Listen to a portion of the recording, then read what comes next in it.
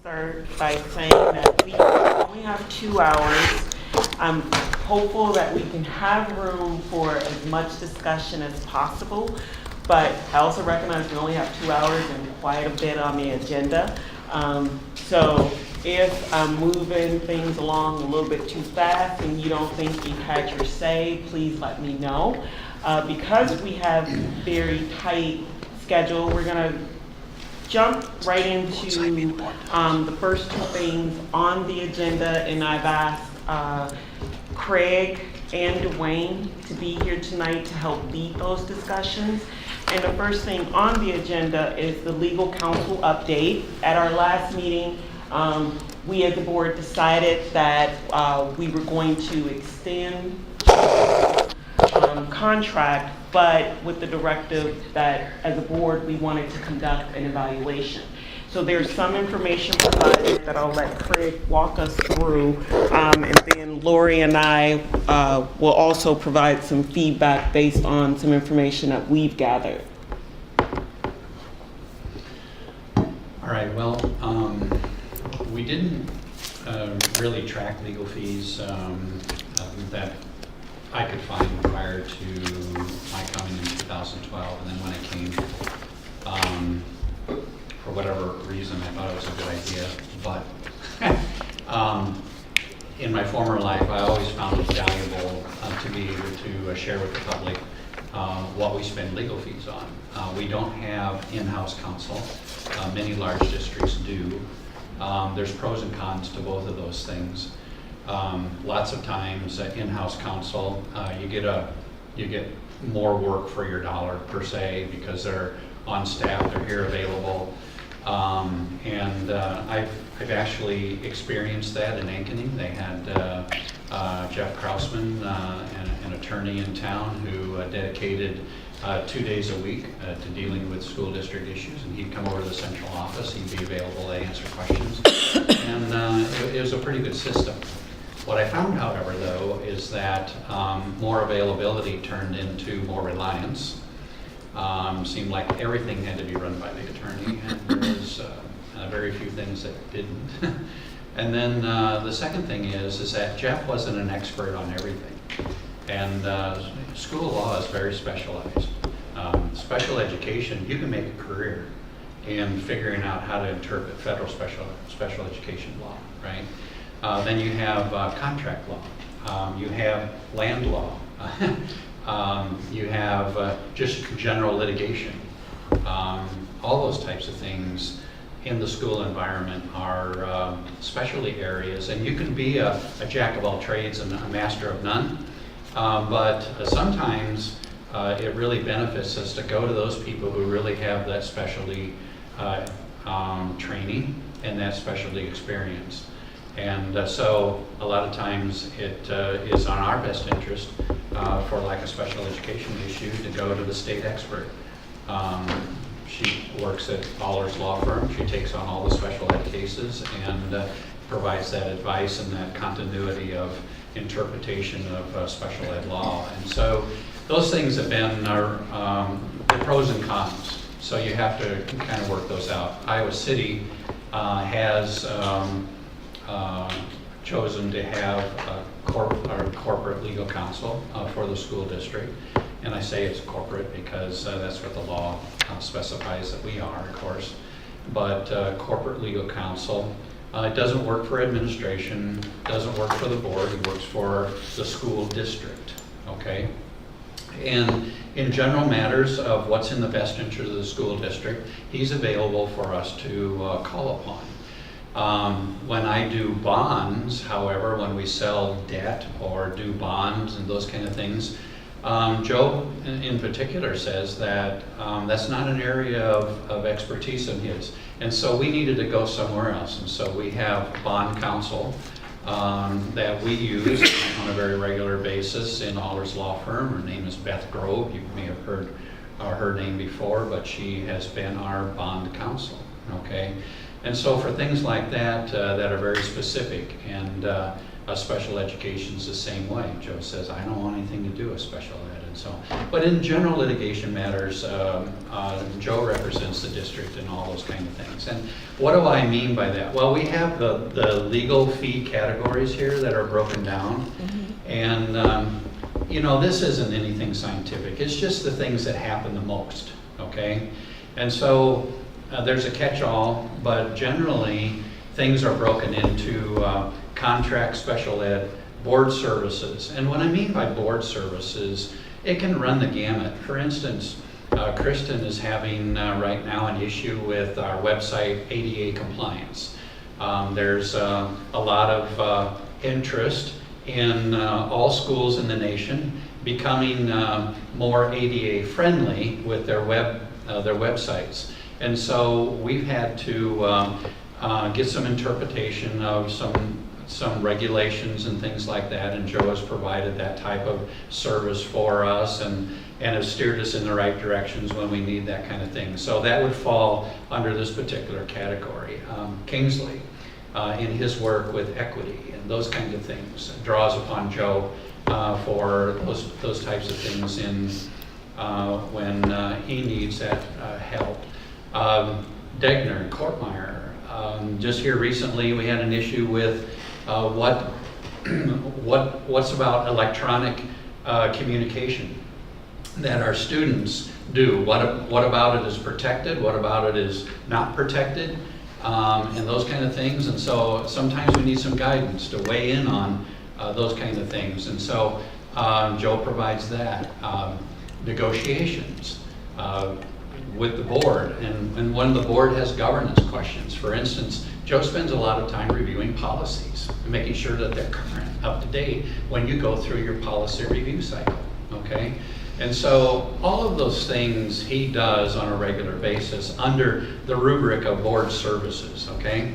Property and land speaks for itself. We bought Alexander, Hoover, Liberty, the Burns property, the Coralville subdivision, Scanlon elementary site. All of those things come with an unending number of documents, legal documents, that we have to file, make sure that they're the process signed, go through all of the hearings. When we dispose of property, it's in the proper order. All of those things are legal by their very nature. And so it takes a lot of things to buy property. And then the easements are just incredible. And sometimes it's not even our action. For instance, when the city decided to put First Street under the railroad track, they needed to use school property to divert the traffic for a period of time. Well, that was a legal issue where we had to have an agreement with them so they could do that. And then all the utility companies, electric, gas, phone, cable, they all came in and said, hey, what about us? We all need easements over there too. So we had to work with all of those entities and do that. So all of those things fall under my job description for some reason, and so that's why I work with Joe a lot when we do those types of things.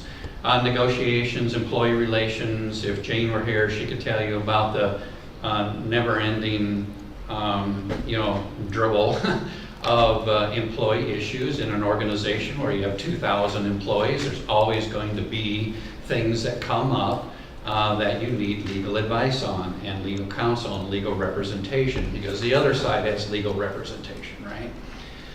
General litigation, very little of that. Honestly, very little of that. And if an action is actually taken upon us, our insurance company covers that. They're the ones that are on the hook for that if there's a financial aspect to that. So our insurance company gets to decide who represents us because they're paying the bill. They get to decide who represents us. Joe's not their guy, okay? He's not on their approved list. So they have to go to their approved list and find us an attorney that can represent us for this particular issue when someone sues us or takes litigation against us, right? Student parent issues speak for themselves. FOIA request, construction the contracts, again, are never ending. And then you have the 573 runout claims, all of those kinds of things that sometimes get involved in some messy disputes. All of that is handled by Joe currently. And then financial, including bonds, et cetera, which I've already told you that he's not a part of. So anyway, that's how we categorize them. I put in a summary document here to show you what we've spent on these categories over the last few years. And you can see kind of a breakdown of that for what we paid Kirsten Fry, what we paid Joe, what we pay the Allers Law Firm. And honestly, you can see that the vast majority of what we pay Allers falls in the area of special education. That's of course Marion, and I can't pronounce her last name, so I have Van Hoopla. Yeah, her. And you know, and when you look at Joe's, what we paid him, most of it falls under land and that kind of stuff over the last several years, and it's because that's what we've been doing. So anyway, that's just basically my overall summary, and I'm willing to answer any questions that you may have. Director. Just one quick one, Craig. With Ehlers and Cooney, with our discussion we had Tuesday back, there was, you know, they're being paid out of this insurance fund. Would those payments not be reflected in the numbers? Those payments are not reflected. They're Okay, paid so directly right, so they are doing Now- dollar-wise more work for us than what's being represented here, but it's not, Correct. The money here is coming out of the general fund? Yes. For the Okay, most part, it would be. for Joe and Ehlers and everything, what's on these charts? That's correct. Do we have any amount on the stuff that's being covered, to get an idea of the volume of legal work we're getting, or do we have any way of pulling that data? I could ask our insurance company. I've never seen a report that they provided us in any Okay. detailed fashion of what they've spent on to represent us or have us represented through the insurance piece. Now, we're in a self-funded plan, so I would think they would track that. I've just never seen that. There's a retainage portion. We have to, you know, it's kind of like your deductible. We pay the first $5,000 of the claim, and that comes out of the management fund. That's why I hedged on your question. Most of this comes out of the general fund, Okay. but there might be a few pieces So that come out is of the that, management. is that 5,000 figured into this? It would be Okay. if and it's always per claim, right? Because your deductible isn't an annual thing. It's Okay. it's per issue. Okay. Craig, could you talk about what legal fees do come out of the management fund versus the general fund? Basically what I said, it would be any legal fee that would be, could be paid for by insurance, but we have chosen to have a $5,000 deductible, so to speak, and then it's legal to pay for that out of the management fund. Okay. I have a question. Yes. My computer decided now's the time to do an update and restart it. So, by memory, the employee relations that we paid for Joe was like nothing for 2 years and then huge for the last 2 years? Is there a reason for that? Or am I missing? Like I said, my computer restarted, so I'm not looking at it right now. Well, 14-15 was 28,000, and then it went to 49, and then this year's, or 16-17 was 58, so, yeah. Just the employee relations. That's the employee it's relations he it asked him. jumped in 14-15 from 4,400 to 18,000 and 15-16 to to 22,000. 22, yeah. I'm just curious as to what the heck happened that made it jump so much. I'm presuming there were probably some grievances in there, but I don't know. I don't know, without going back through the detail. Well, Stephanie Van Housen would have been when? Yeah. Was that 16? That would have been 16, Yeah. fiscal year 16 for the most part. Do- Unless he held bills and then waited till 17 to pay him, because it was kind of in the springish Of 6, of Same, 16. yeah. probably it. Do we know why he's not one of the approved attorneys for? He's never asked to be on there. Oh, so it's just, he just hasn't asked? An If you attorney's apply. personal Okay. preference. No, I was just curious. If they have Hey, enough work, I don't- if they're not seeking work. No, that's fine. I was just curious if it was that, I wanted His choice to make is sure, theirs. right, it's his Right. choice and not It's his choice. maybe the I mean, Right. just curious.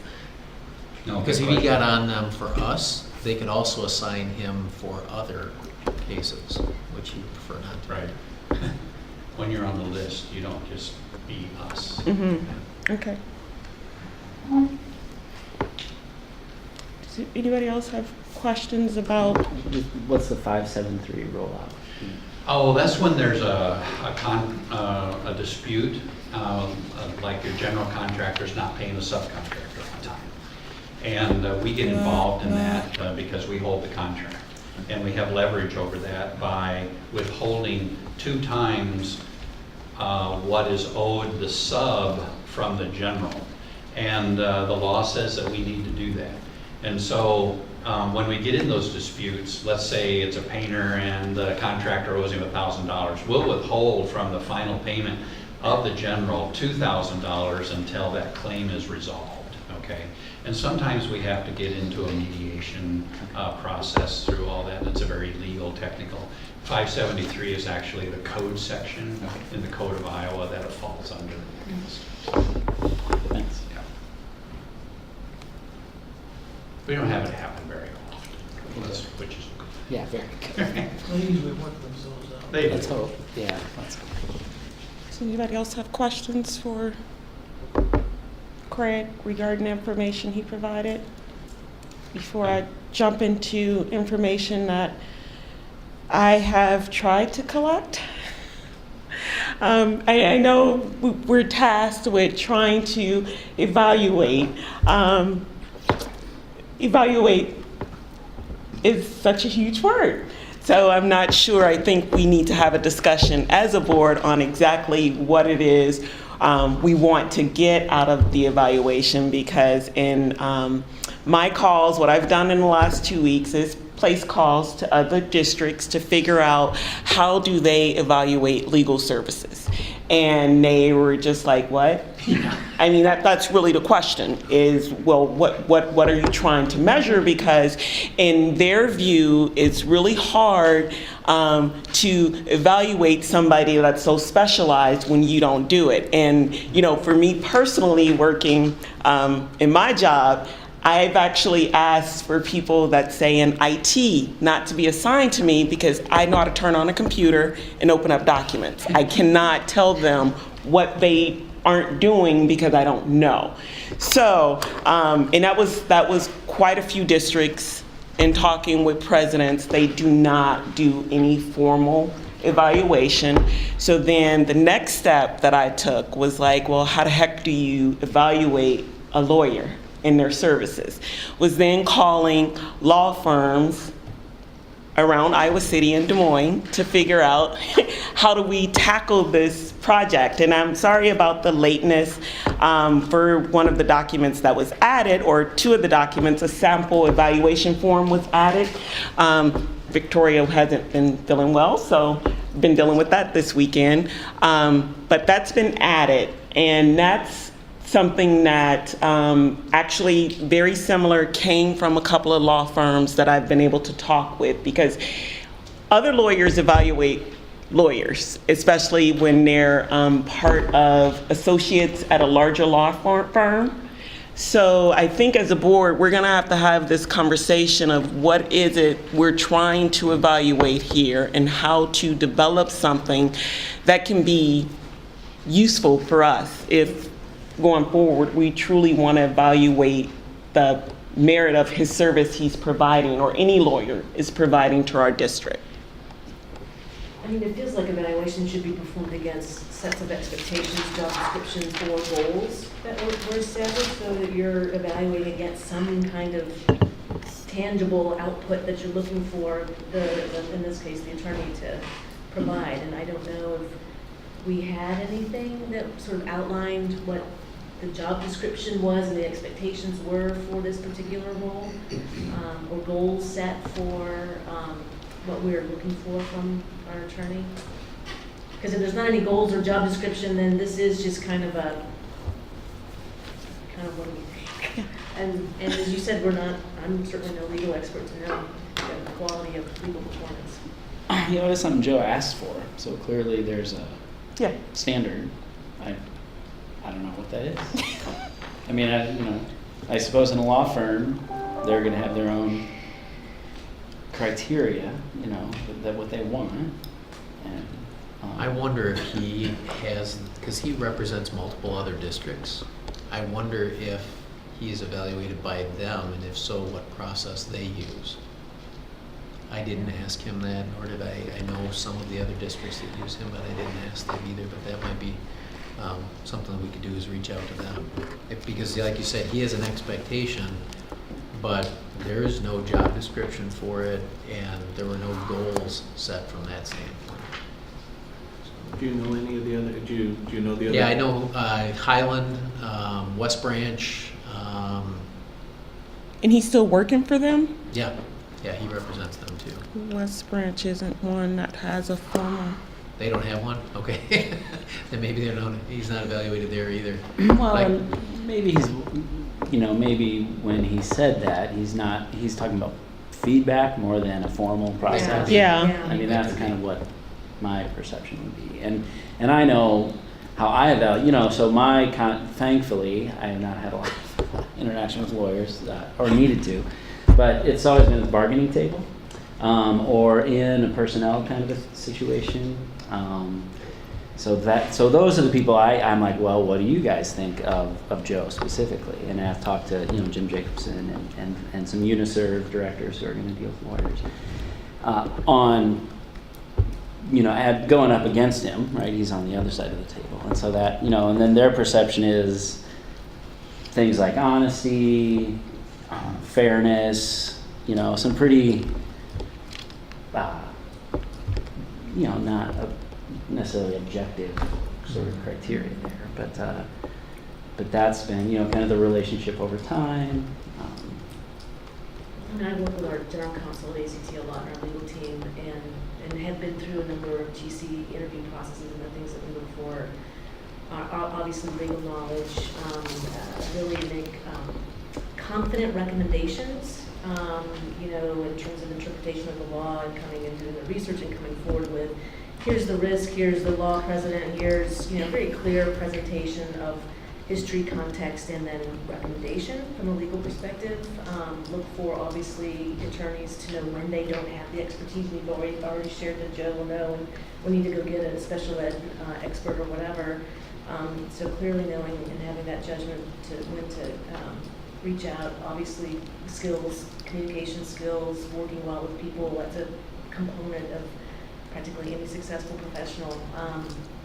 But that strength of legal opinion based on knowledge, precedent, and contextualization in the particular matter is what we've looked for. How transferable is that into a school district as opposed to a company? I don't know, but I mean, they're sort of generic, and I think actually from scanning through your evaluation form, these are generally pretty good topics, and maybe it is just a conversation with Joe, with you and Craig, or Steve, whoever the right people are, to just kind of have a conversation, and maybe going forward, say how we think we're doing, and then are there any changes or things we're going to see differently going forward, or but just sort of write it down. Here's where we are today. What do we think? And get some kind of baseline for future.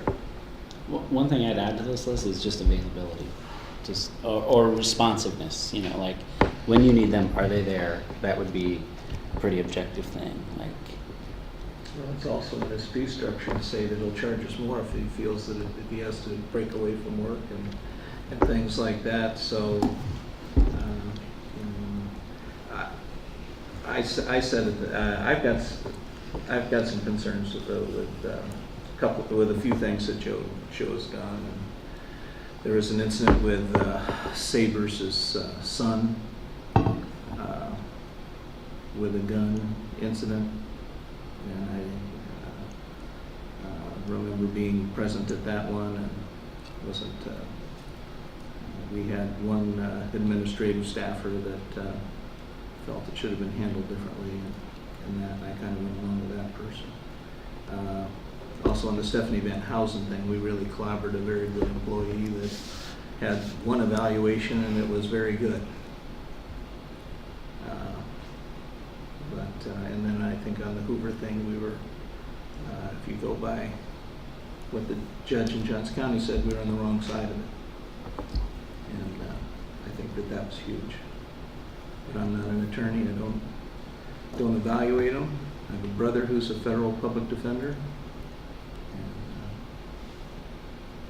And that's the extent of my legal expertise.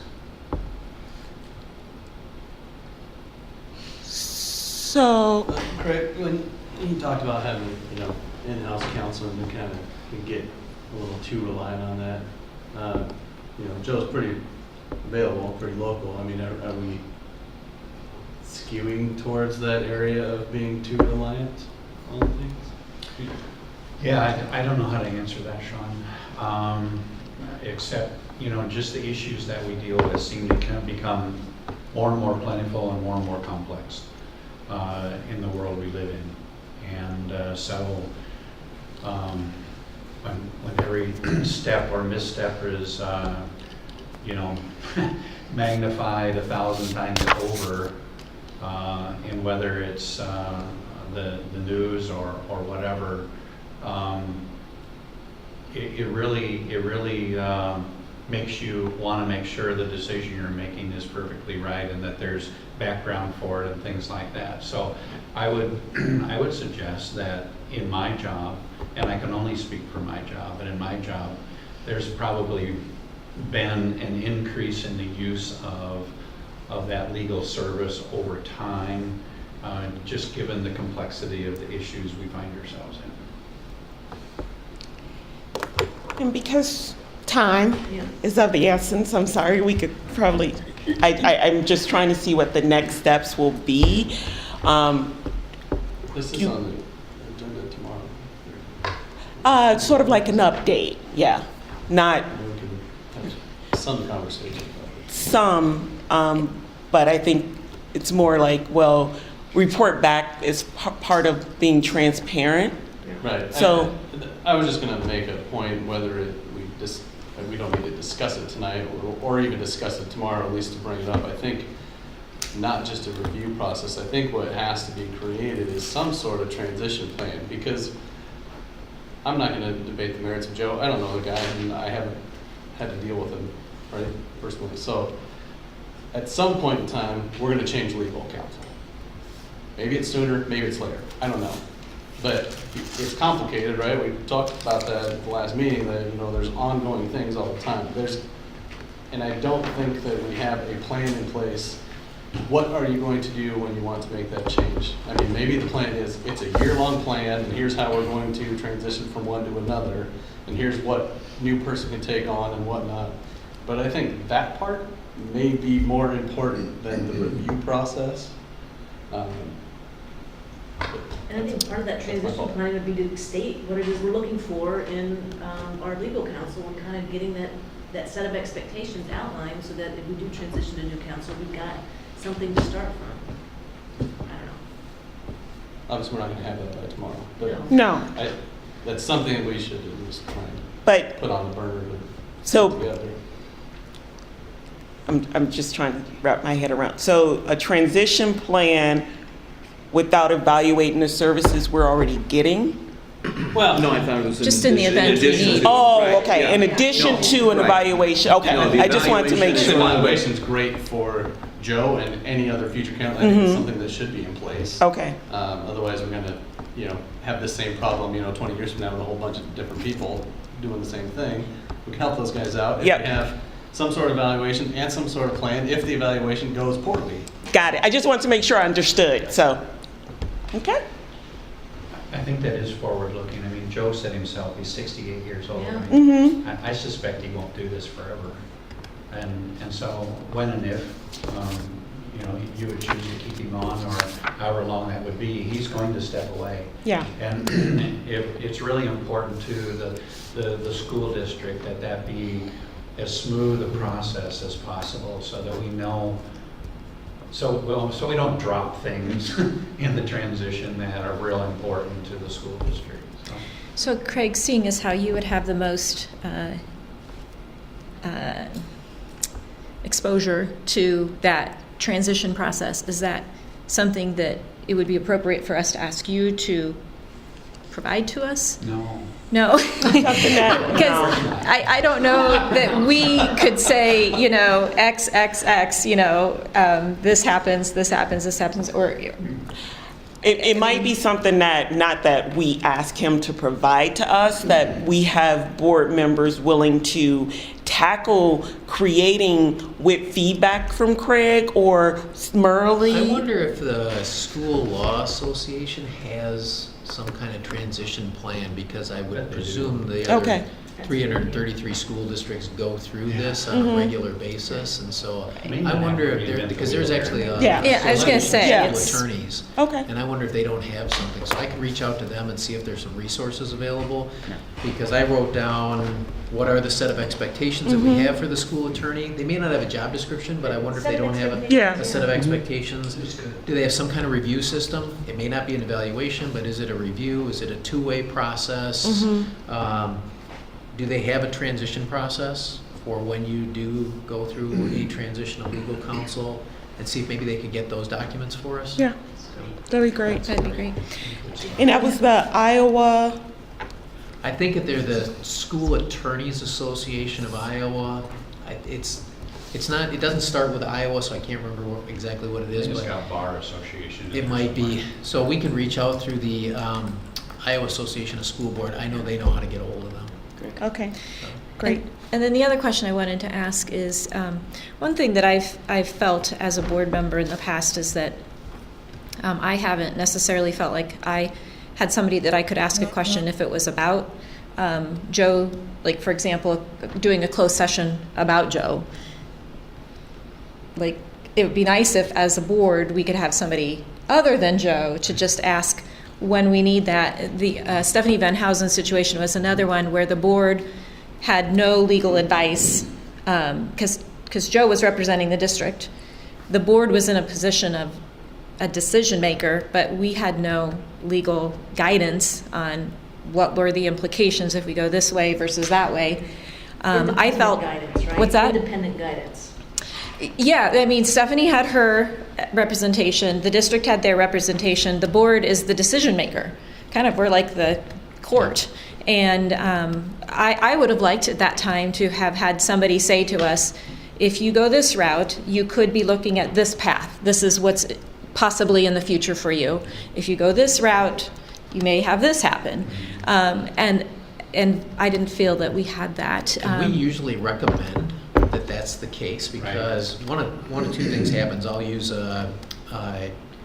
student discipline is another area where that's happened. So an issue happens at school, the building administration takes some kind of action, the parents challenge the action. It's not uncommon in a situation like that. Joe may get involved with it, especially if they have legal counsel on their side.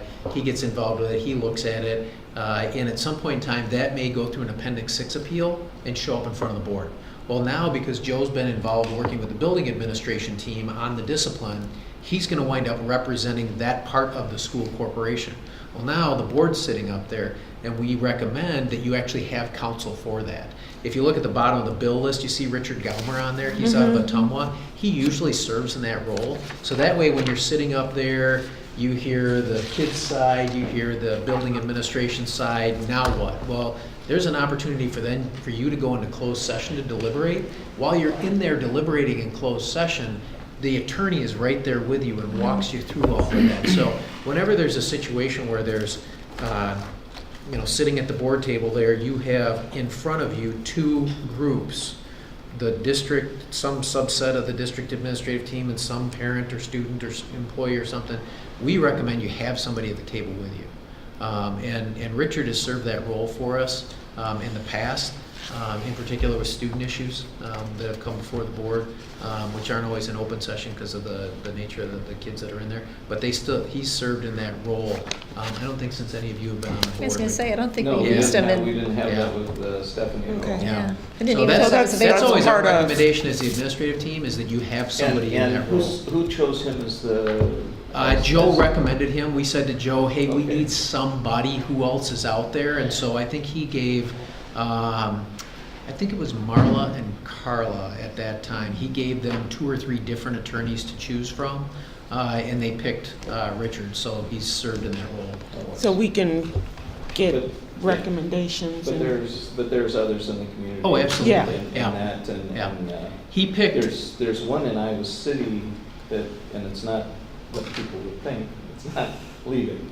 But there is another former board member who's also attorney in Iowa City that I don't know if they would be interested in at times being counsel to the board. Sure. Knowing kind of both, knowing the board side and the legal side. I think the big issue there, and we'd have to inquire, is their comfort factor in working with school law, because I know Sure. that was part Yeah. of the, Yeah, no, agreed. yeah, that was part of the recommendation But process. I think it's wise for us to Look into the Look options into that, and of before board we need it to representation. week. Yeah, Right. type of a thing, so we feel comfortable that we've got somebody in yeah. and could do that. So it sounds like we've got somebody that's, We can call on him when we need okay. to. But I mean, which we weren't also- aware of before, so. Yeah, but so we that's can good to know. also add that to part of the discussion of moving forward with, And I asked him in a sidebar here, because I don't have access to it, but I'm not sure if there weren't a set of questions that Marla and Carla used when they did the interview process for selecting Joe. I don't have a list of questions, Craig doesn't have a list of questions, but we can look into that and see if there actually was any, what the interview process was. See, they may not have it any longer either, but we're And- looking for it, so. and if you can't find it, you can possibly contact the Iowa School We'll Law. already be working All on right. that, but I thought if there is some Sounds context, great. we'll try to find that for you, so that you Okay. have that. Just on notification, if there is a Appendix 6 type situation going on, at what time is the board notified that, okay, Joe's working on something with students? Is it right before it comes to us? Or when, or is the board leadership informed? And also just in the broader sense, when administration directs Joe to do something, is the board leadership notified at that time that council has been? I think most of those answers are it depends, because a lot of times we don't know that something's going to go to Appendix 6, so I use that student discipline issue. So it's happening, so while it's transpiring, something comes up, Joe winds up getting involved in it. We don't know at that point in time that it's going to rise to an Appendix 6 occasion. So when they file an Appendix 6 complaint, then that's, we notify you as soon as those complaints are filed. So it's highly likely that before it's gotten to that point, well, not necessarily in every case, but if there is legal counsel involved, it's probably likely that they've been involved prior to the Appendix 6, just because they've gone through that series of progression where they try to resolve the issue. And if they have legal counsel involved, it's probably likely then that Joe's been working with the building staff. But as soon as the Appendix 6 complaint is filed, then you're notified.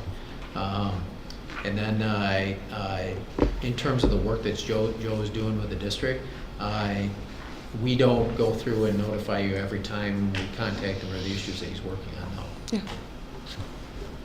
Yeah. This might be further discussion for either a work session or another part of our board meeting, just because keep looking at time. I think we have enough to just, in order to be transparent and report back, since it is on our agenda for tomorrow. But Yeah, I would just caution talking about transition before the evaluation's done, because I think people will lead into that even before we've made any kind of decision or anything. So just caution Yeah. language. And then just one last question: how are we keeping Joe informed of our progress and next steps? I'm just because he's going to probably watch the board meeting tomorrow, wondering what's happening, and I just feel like a courtesy to him of here's A what we're phone doing. call? Yeah. Yeah, we can certainly reach out to Yeah. him, bring him up to speed. all right. Next on the agenda is the Appendix 9 process, and Dwayne is here tonight to walk us through that. Dwayne?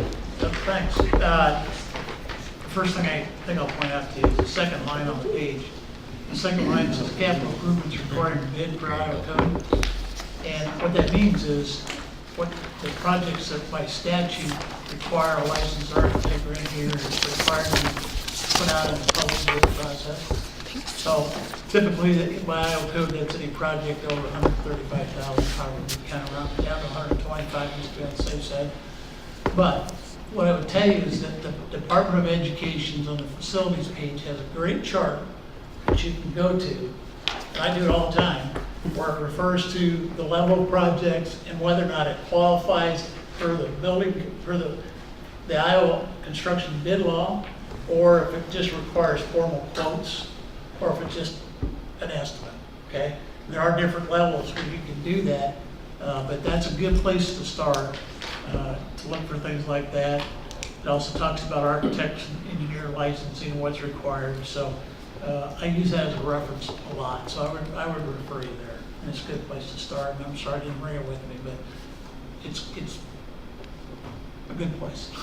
So, when I got here, Appendix 9 was in place, but it was somewhat convoluted.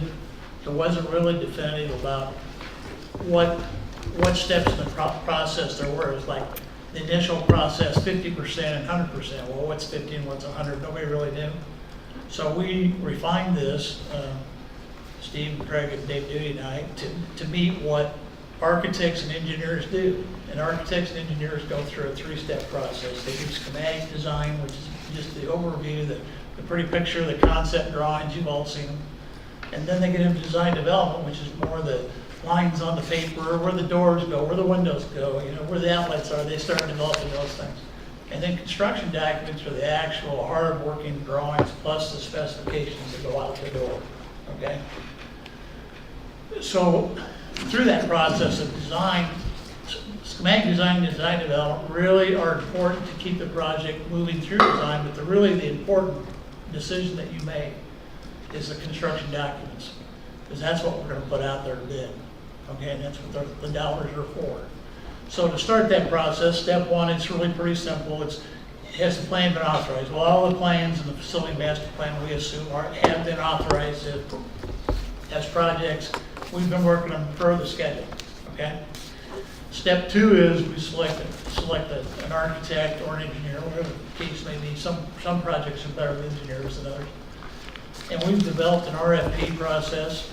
We have now 16 different architectural firms in our pool. We have about 8 different engineering firms. I just updated that today and let them know. So there's some new ones in the list. But we send the RFP to those firms. Now, why just those firms? Because we pre-qualified them all as experience with school construction. And the mechanical engineers the same way. They've done schools.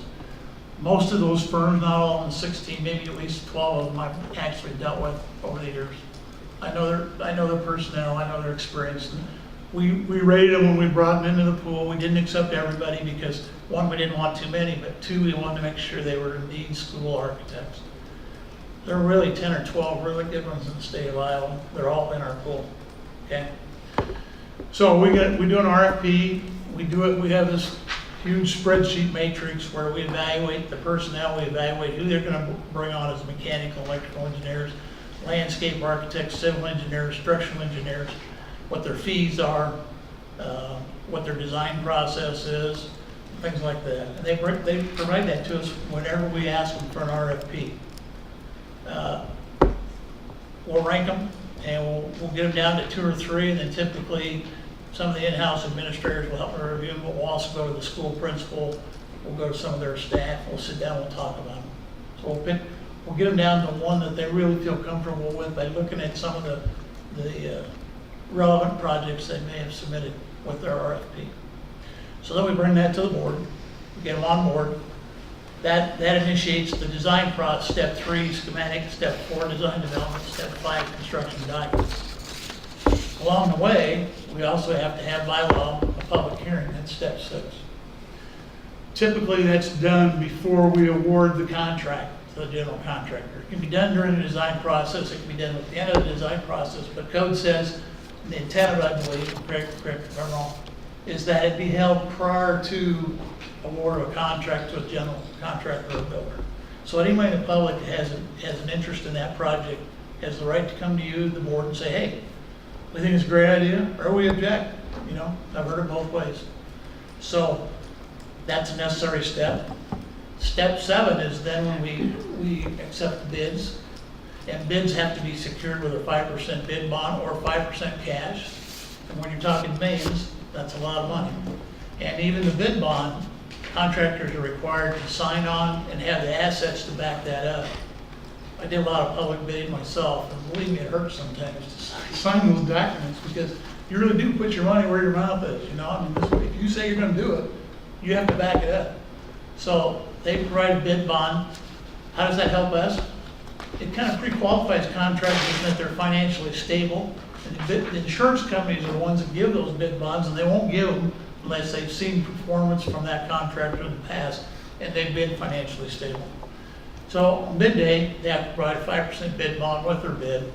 We'll take them, we'll analyze them, the architect, engineer, and myself, and say, are these real bids? We have seen bids where the contractor may have made a huge mistake, and they'll admit it. You know, if there's 4 bids and they're all within $100,000, and there's another guy down here that's $600,000 low on a $3 million project, probably made a mistake. So what gives them the courtesy to ask them that? And sometimes they'll say, oh yeah, I forgot this, and then they can show me the documentation that they didn't do it right or forgot something. Generally, we can let them go. However, if they're close, and there's 4 of them that are close, and we select the bottom guy and contractor, and they say, we don't want to do this, we have the right to keep their 5% bid bond because we're going to have to rebid it. So you can actually hold that back with damages. So again, it's putting your money where you need to put it. So that 5% bid bond's good. We then bring you our recommendation for the best bid. There's 2 things you need to be aware of. It's responsible and responsive. Responsive means that the bid was complete and that it included everything you asked for. Responsible means that the builders had no issues with the district in the past. We've ever gotten into a lawsuit with a builder, or a builder defaulted on payments, or we just had a mess of issues. We can actually say you're not a responsible bidder. To do that, you have to have a public hearing, but there is a process where you can do that, okay? So you bring the bid, you assume they're responsible and responsive. Here's the best bid, you act on it. We go to work. Step 8 is changes to the contract. And we had a little discussion, maybe it was before you came on with Director Levy, I remember it was in the discussion. Why do we do changes? Well, in remodels or renovations, there's always something that you're not going to think of. There's always something in those walls that you weren't counting on when you get into them. Plus, it's a balancing act between how much money do you spend in design to investigate every little aspect of the project, and how much money you put in the contingency fund. There's a balance there. You could spend an awful lot of time doing the design work, pay for it, eat up your contingency, and when you do find something, you don't have enough to cover. So it's truly just experience and balancing. I don't expect them to find everything. We set aside a 5% contingency in all of our projects to take care of that. And here's the really important thing. For me, it's called value added, okay? If for some reason they forgot to do the carpeting in one room, and the builder says, well, I didn't bid it, it wasn't in the plan. But now we're adding it, or we discover that we have to have something, does it add value to the project? And if it does, and if it were included on bid day, you would have paid for it on bid day. So you either pay for it on bid day, or you pay for it when you do the change order, okay? So it's really the line you need to remember, is it value added? And so next time I bring you a change order, you should say, is it value added? Or is it just something that they forgot? All right? It happens, all right? So step 8 is for change orders. It's for amendments to any type of contract that you've already awarded. There'll be a contract for design, there'll be a contract, for testing services. You know, we have Terracon test our bolts and our welds and our concrete, and all those things are tested through the process. We do testing wells, we test for geothermal, we test for groundwater, we test for a lot of things. So there are a lot of contracts associated with a given project. Step 9 then is when we get to what we call, again, it's a legal term, substantial completion. And that means the project is complete and you have developed a punch list. Why is that important? Because now we can move in. We've done a punch list, we've identified all the things that still need to be completed, yet we want to start moving furniture and we want to start moving equipment and we want to get ready for school. And the purpose of that is if we then damage a wall by moving tables and chairs, it's on us. It wasn't on the punch list, it's not on the contractor, it's on us. All right? Now, we may hire them to fix it or pay them to do it, but it's still on us. So step 9 does that for you, and it also says that you then can pay the builder everything up to 5% retainage if indeed it's justified. So we take, every time they submit a pay app, we pull back 5%. Okay? At substantial completion, the 5% is still there. Okay? We may pay, we have the right to pay it if we feel it's justified, or we have the right to hold it back. And if there's any 573 claims, we've got one right now, we'll hold back twice if we do pay them. Okay? So I think that was going to work itself out. But anyway, that's what that's for. Step 10, the last step, is that, okay, the project is done. The punch list is completed. All the bills are paid. The builder has demonstrated he's paid everybody. Now we can accept the project. We are. And the warranty period, usually starts with substantial completion. So a lot of projects have a 2-year warranty on mechanical. So it starts when you accept the substantial completion. And then when you close it out, it's definitely yours. Sometimes that takes a year. It doesn't happen overnight. So that's kind of the quick, how we manage the 10 steps. It's important that you approve them all. I know I've had directors in the past say, why do we see these over and over and over? And I'm going, well, it's Appendix 9. It's what's been established. It's what we do. It's how we manage our projects. It's how we just stay on top of it. I have a question. So in step 8, you talked about the responsible bidder and mentioned that that's if we can disqualify somebody if we've had an issue with them, a lawsuit, but only if we've had a... It's step 7. Yeah. Okay. And there have been instances where other school districts have had real issues with the builder. Okay? Solon has one right now. They had a project go a year past their deadline. Clear Creek Command had an issue with the builder because they put up a masonry wall and didn't put any reinforcement in it. How that happens is beyond my comprehension. But if that were also to happen in other districts around, 2 or 3 districts can say, hey, this contractor is not responsible, and you can deem them non-responsible, but to do it, you have to have a public hearing and give them the right to come defend themselves. Go ahead. So does the code define what that responsible is, or do districts sort of decide for themselves? I don't think it really says, it's what we say is responsible. So it's just work with other school districts? I'm just thinking, I mean, if you know of a contractor that's ran into some significant issues with the University of Iowa, can that be presented to us as like, hey, I just want to say with that new psychology building that's about to go up, they forgot to put in some heat, I don't know. But I'm just saying. Well, that would be a tough one because the Regents works in a totally different world than we do. I mean, even the regulations are different, they're self-regulated, but I would be more comfortable if it were another K-12 district than I would the Regents. And I have had other K-12 directors call me and say, hey, what about this company and that? I'll tell you a quick story, I think you'll appreciate it, but we were bidding on Hoover East. We had 9 bids. One of them was the guy that was then having trouble at Clear Creek Amana. So I was a little nervous about it, but he had his bid bond, he had there, we hadn't publicly declared non-responsible, and so I had my stack of bids, and I hadn't opened them yet. We just sat down in the stack, and one of the gentlemen come up to me and said, can we have our bid back? We made a mistake, we don't want you to open it.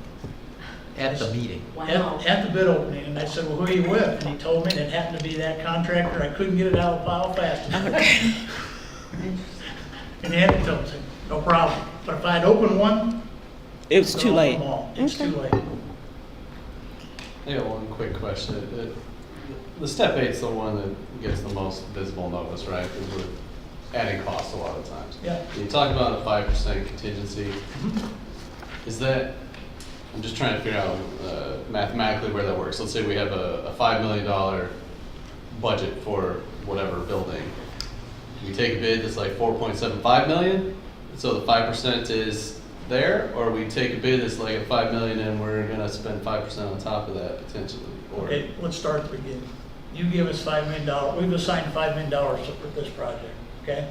So the first thing I do is I take about 7.5% off of that for the design fees.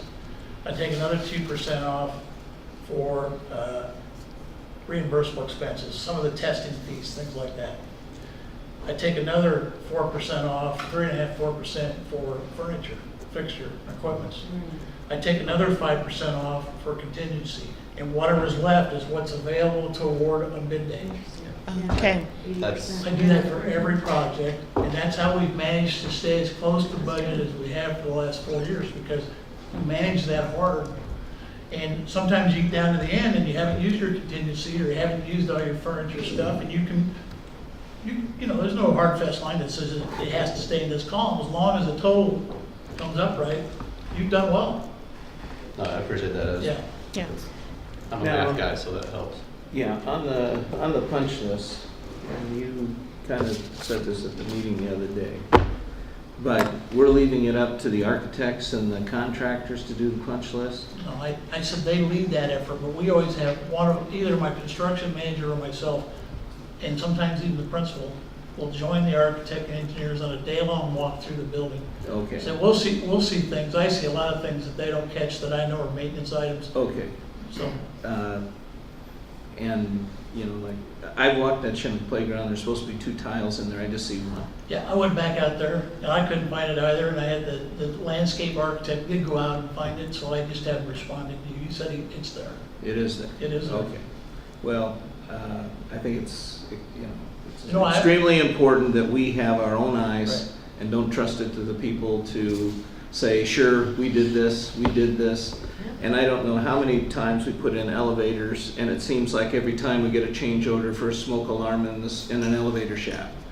And it seems tell you- that's with that, and you know, an unknown becoming known in a change order. Yeah, that's those things occur. When you have the change in scope, and if it's on our part, okay, that's us, and we're doing that. But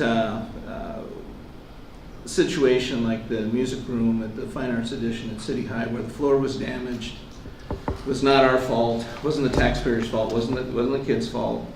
We put in a floor that wasn't what the first choice of staff was, and in many eyes, you know, you can say it's value added, but it wasn't what we wanted. It's going to be more expensive in the long run to maintain than what it was. And you know, I think there's times, and we do use people that we've had trouble with in the past. Yeah. Who was that toll? I should have it written down somewhere, but that tolling agreement we had, who was that with? Do you remember? Yeah. Yeah, who was that with? Russell Construction at Van Allen Elementary School. Okay. And it was because of the penetration. No, of I know. I just. Which was an old project down here. No, I understand. That wasn't on your watch and that, but. A couple responses though, Phil. One, the elevator thing. What we've learned here is that the fire marshals in every town, and we deal with Hills, Iowa City, Coralville, North Liberty. Yes. And they're all different, and they all ask for different things. And I've had the same official in the same town change their mind from one project to the next. It's aggravating, but you have to pick your battles. I don't pick battles with fire marshals. I don't pick battles with building inspectors. You're gonna lose, okay? I try and accommodate the best I can. Coralville has one of the toughest building fire marshals, bar none, anywhere. And it's where the highway, okay? So, and then as far as city height, I know you and I discussed this and for the rest of them, but I went back and checked the specs still, and the specs didn't call for a polished concrete floor, and so they just put a regular floor in. So when I got here, their comment was, can they go back and polish it? Yes, you can, but the difference is in the concrete mix, if you know you're gonna polish it, there's more paste in the mix at the surface, and smaller aggregates so that you get a finer finish. If you go in and just take regular concrete and grind it, you don't know what kind of result you're gonna get. That's why the decision was made to put tile down. You and I never had a chance to. And at the same time, First Avenue Hy-Vee polished the concrete in that store. They didn't put in a Yeah. polished concrete floor to begin with. They ripped it up and did it, and it's It's what just, we all. that's it. Yeah. You know, when we get to step 8, I know. that's where we're gonna have the Right. most argument. We don't need to have it tonight. No. So is there any more questions about the Appendix 9 that Dwayne could possibly answer? I have a process, oh, you can raise your hand. Just one quick question about when we're doing the pre-qualification for these companies, and so we know if they've treated us poorly, that might eliminate them. And so do we look into kind of their labor relations, how they've worked with the workers, the number of 573s they've had, that sort of Well, thing? first of all, we can't pre-qualify them. We let the insurance companies do that. Okay. They get the bonding company. We don't have a process whereby we can do that. Okay. We have talked about it. Matter of fact, Phil and I had a meeting with a couple of union reps a year or two ago and talked about it. We tried to make the process more qualifying up front, but we're limited as to what we can do. As far as 573s, if they get resolved, really wasn't an issue. If they don't, then you have an issue that you could bring up. And I think it's experience with certain contractors. We live in a world where it's low bid. Sometimes they aren't the best contractors, so you really have to manage. Quick question on process for tomorrow's board meeting. So in consent agenda, we've got an item to approve the board hearing, or to approve public hearing. But then it's an appendix 9 where we have the item around approving steps 2, 3, 4, 5. And I just was, from a sequencing standpoint, it felt like consent seemed too early before we had talked about that thing. And then my related question is, and maybe this is from my own experience running big software projects, we do things very sequentially. So we'll approve, the concept or the schematic design, and then we go do the work, and then we approve the next step. But we're requesting, kind of a group approval for steps 2, 3, 4, 5, or is it 3, 4, 5, 6? 3, 4, 5, 6. I've got an answer to that. Craig gave me some details earlier Okay, today. I'm just trying to understand Well, expectations can I give for you the these simple kinds of answer? items. Absolutely, and There are I'll a send lot it of out so projects- everybody has it. There are a lot of projects that, number one, are fast, we need to get them done, they're time sensitive, okay? This particular project tomorrow night is the culinary arts lab for West High School. Why is that time sensitive? We need to finish that lab before we can move the kitchen, to renovate the kitchen at West High, and it has to fit into the sequence, okay? And there are some projects like that, it's a one-room classroom that's gonna be modified, where schematic design development, CD doesn't really make sense, it's a compact I see, process. small. I say go, it's small enough where I say, do the design, we sit down, we sat with the stakeholders at West High, we designed it, then they bring it back, so it's an accelerated design process. Also in the transitional, which that is where that is, but in the transitional housing projects, we move modules around all the time, there's no reason to do the schematic design, we already have the design, we just pick it up and move it. So it does depend on the type of project, but if we're Absolutely. looking at a whole building, we'll be looking at steps 3, 4, 5 separately. We would Is that- never do that okay, because we got it. don't, it takes too Spread out much over time, too. Yeah, Yeah. okay, that helps, right. thank you. I have a really fast process question. So we don't see the plans. Obviously, they're not available to the public.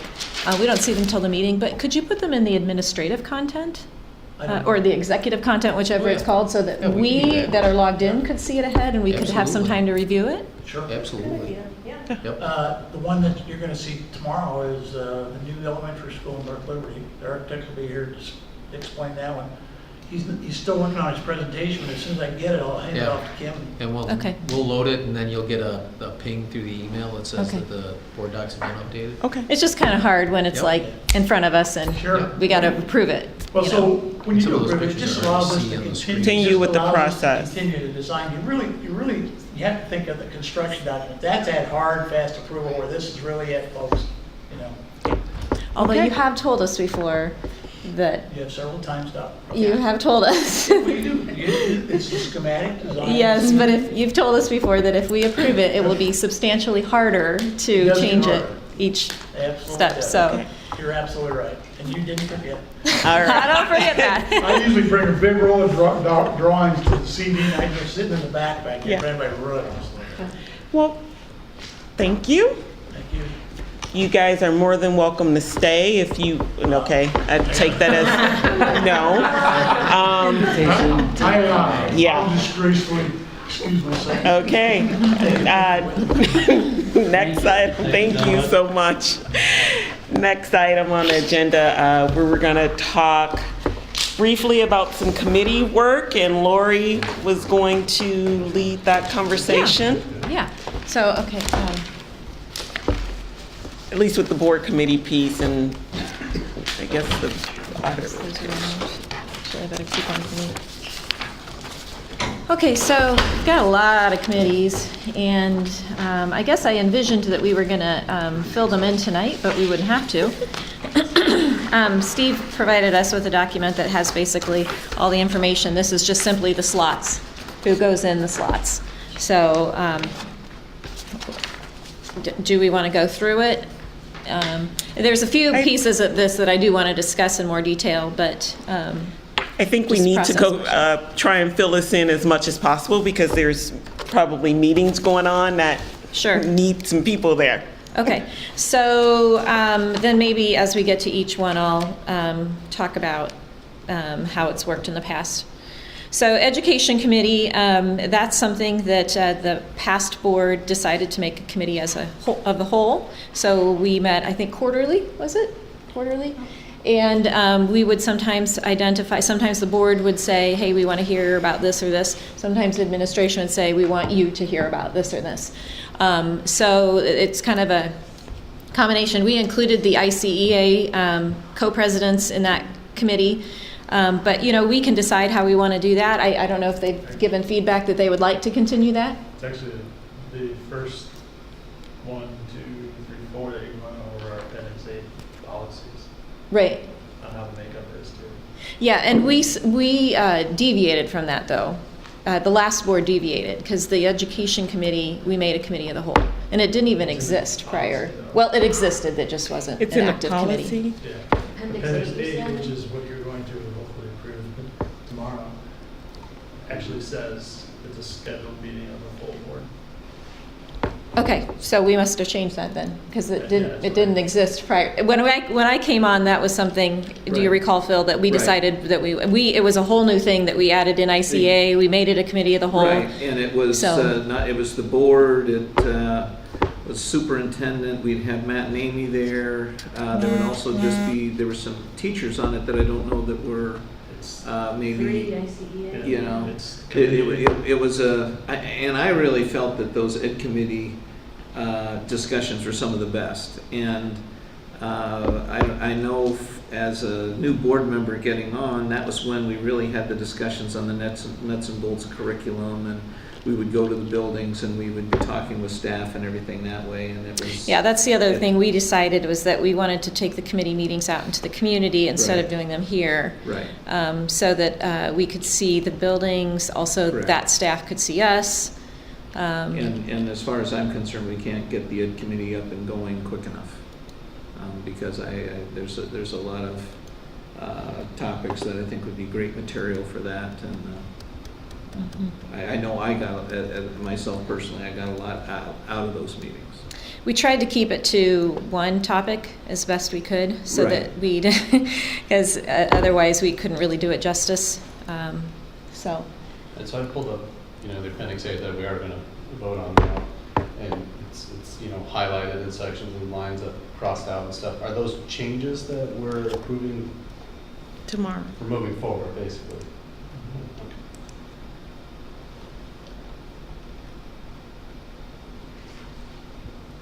so would we like to continue with that as committee of the whole?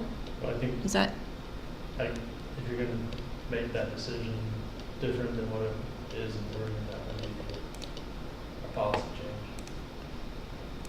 change. okay, yeah, I hadn't looked at the, because I know that in the past we've deviated from the charters. Steve, maybe you could speak to that. I'm looking to pull this up. The I know charters were just, The Ed Committee initially, when it started, was a subset, just like the other committees are, and then there was a determination made to post them as meetings of the whole. okay. Well, It looking at looks it, like it's what written out we're- to be a committee of the whole. Yeah, that's and what- I'm perfectly fine with that. Right. I think it's Yeah, I mean, that's, I think I that's what we're agree. all in here for. so. Yeah, Great. yeah. Okay, fabulous. So we'll go on. So I would suggest on that I don't know if we need to have a discussion at some point of ideas, or if maybe Steve could float some ideas to us, and then we can kind of decide what we want to focus on. It only meets 4 times Right. a year, so we really do need to choose what's the priority for that. Okay, operations. Just So- real quick though, Mhm. for the chairs of various committees, is that done at like the first meeting Yeah, that happens? yeah, that's Well, where if you the wanted to, chair is I'd chosen. nominate a chair, JP, to be. Well, I think we have to. Oh, we do it at the We can't meeting. do that All here. right. Yeah, Well, Yeah, can't do that here. okay. All right, operations committee. Especially that committee. I can't hear you. Well, especially the education committee, because, It's a big committee. yes, Yeah. not just board members. Yeah. Yeah. You Janet, always- I think you expressed you wanted operations.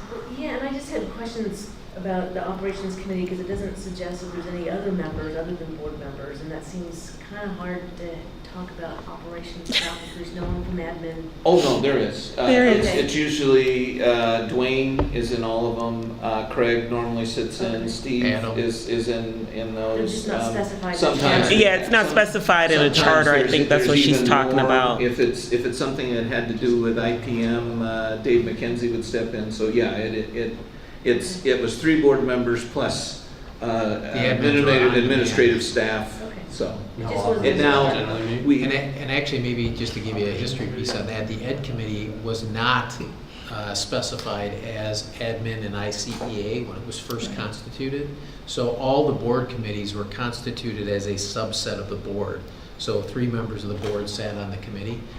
So none of the committees, there was no stipulation on membership that anyone outside of board members was on any of the committees. okay. So it was only 2-3 years ago when the Ed Committee was changed I see. to Two. incorporate administrators and ICEA specifically, and that was when it went from that small subset of 3 to a meeting of the whole. Do votes happen at these?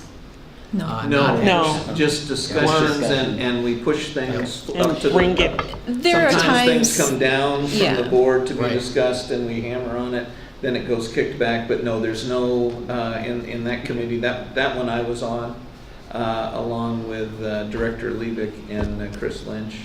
And we had, the first year we had a lot of meetings, then it got rolled into regular board meetings, which Yeah, most of those Kinda. topics went into work sessions after that. well, yeah, and so it didn't function as what a kind of the feel of what an actual committee was. Yeah, I would have an interest in continuing on that one as well. okay, so we've got Phil. Janet, did you want to do that too? anybody else? I'll take it on. Sean. Do we, 2 alternates. Paul, was that your hand being raised for? I would love to be the second alternate. You'll be the second The alternate? second alternate? Okay. I can, You'll be the. I'll be the Okay. first alternate, yeah. All right. Policy. So the way gov- we've also done scheduling on these committees is the committee membership kind of decides how they're going to handle that. Yeah. And how often.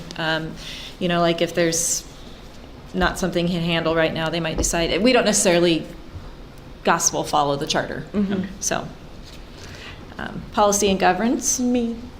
Okay. I would like to continue on that since I've been on it for the last year plus. I would like to be on the committee. Okay. Alternates. I can be, okay, go ahead. Janet. They both raised their Janet hands, and too. Phil. Janet and Phil. Now, something important to know is that if you are one of the first 3 and you can't attend, you do need to let the alternates know as soon as possible because the Yeah. committee can't meet. If we did have one situation in the last year, the prior year, I can't remember, when one committee member just didn't show and didn't tell anyone, and the committee couldn't meet. So it was a problem. So you said the education committee is supposed to meet quarterly, can it meet more frequently?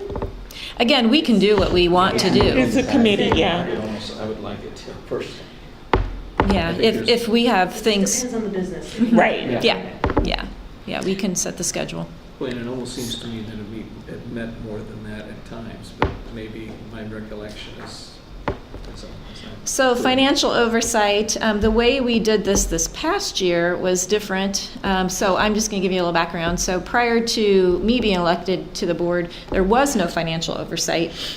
Not because I was elected, but because there just wasn't. And Craig asked us to establish this committee, which was a very good idea. So what we started with was 2 members would just rotate through, and then Phil often on his own would just come as a third person. And then this past year, what it changed into was that Phil was a consistent person all the way through, and everybody else rotated through. So again, we can go with whatever model we want to use for that. And I think, is that the audit that's attached? That's, Yeah. we Yeah. come in and they have, The bill all the review. stacks of the receipts, and then we get the check registry and, go through, it's a mystery, I love it, I can't wait to do that. So Phil, if you are willing to do it all again, Yeah. Well, and, We did it all. well, Well, He did it every yes, time. He did it every time, but And somebody then else one board rotated, member would yeah. join him. yeah, this, Craig would argue that best practice would indicate that everybody rotate through it. Right. So if you look at his chart, you rotate very quickly through it. If Phil occupies one of those columns, you rotate much slower. So, well, Oh, but here's the thing. I'm willing to do. He's gonna do it either way. regardless. I don't think there's any objection by the admin staff that if there's 3, because Right. Phil will do it. Absolutely. Phil is gonna If do there- it if there are two regardless. So you people could have a doing it or third not. column up here, No. put Phil in the third column, Well, and sure. the others Well, would rotate. you can take me off, I'm just. no, I think we'll put Phil in the second column. Anybody And Yeah. the, opposed to letting Phil be one of the 2 every time? no, Anybody I have a don't problem think with that? we have a No. problem with that, and we could rotate through. But This is gonna be, I mean, I know just for me, looking at the times, like this is a challenge for me, big time. And I that's have to what take happened before when vacations. Phil volunteered to do it, because we had quite a few people who, when it was their turn to do it, they just simply couldn't, and then we'd get to the And it board would be meeting, Phil anyway. and only one person had done it, and so, I appreciate Yeah. the process and having the people there. I just know personally, like, that means paying for parking at the U and driving and taking vacation time. That's probably $100 a day for me, Well, out of my pocket to come and do that. And depending on the time, it can be anywhere from an hour to 3 hours to really give it the time. You So, put in as much as you want. JP, Right, Yeah. and You can review it in as much detail as you want. And the thing is you So- At all. can Or- go through the register I mean, before you even come in. So that's, I know. for me, I come in, I go through the register first, then I highlight items that kind of set some things off to me, Yeah. and then I go through and look at the How bills often are individually. issues found? I mean, is this? So one of the benefits of doing this is not so much, $402 we paid it's not so much about finding issues, it's more about familiarizing yourself With what with we- the district yeah. finances. All right. Not, That's not, what not to Craig be would like, That's fair. Yeah. Is this the same as the itemized list we get that Les sends out? Okay, so we see the items, great. but you physically go and And you check, physically yeah. see it, yes. So JP has raised a valid point. Because of his work schedule, he will not be able to rotate realistically at all. Yeah. Or, I mean, with other people, are there better times? Do you want us to just remove JP And let me say not at all, so when we get into the summer. It might be okay, better. It could Sure. be better. Yeah. Absolutely. So what I would suggest then is that you just trade with somebody. So you look Okay. at the schedule and you say, hey, I'm going to be able to do July, can I trade you? Okay. Yeah, Is that or July, something. August? What? Just leave them in a regular. Leave 'em in- position, and they just- If someone has to step into it, they can do it. I mean, So- I'm more than willing to take your spot if needed, because I've done it. and I- So we'll put Phil in the second column. I owe you. And wherever he's in that first column, we'll just swap Yep. his name with whoever else is Yep, there. I'll get that, Okay. get Craig working on that. So then the next question is, do we want to have 2 weeks in a row, or do you want to just, since it's only going to be one person in addition to Phil, I assume it's not, we don't want to do 2 weeks, we want to just do 1 week Yeah. and cycle through. Okay, Yeah. because here this has us doing it 2 weeks in a row, or 2 meetings in a row. Yeah. So Which we'll is a change whole that. month then. Yeah. Yeah. Yep. Yeah. What? This one also requires us to name Alternate? no, Oh. designated committee chair, which I would also, since Phil's going to do it every time, he was the chair last time, I would suggest. we do Sure. it again. Okay. All right, there we go. Easy peasy. All right, so I'm the ISB delegate. We already covered that in a meeting. The Iowa City Assessors Conference Board. What? Now, is that the, Have to be a resident I of was Iowa on City. one of those. You have to be a and there resident of have- Iowa? Iowa City. Oh, I'm Yeah. like, are we? So I- Coralville, North Liberty, we're out. Yeah, and I think that was, I was on that one. Well, that's But- an annual. But, and it's, yeah, it's just once, but the thing is two people are supposed to go, and if one doesn't show up, your vote doesn't count. So the one that goes, I went to it, and the other person that was supposed to go didn't show, so I sat through the whole meeting not being able to Vote. have any input into the process. And I could have left, but I put my name down, so I stayed through the thing. Do we know when those But- meetings are?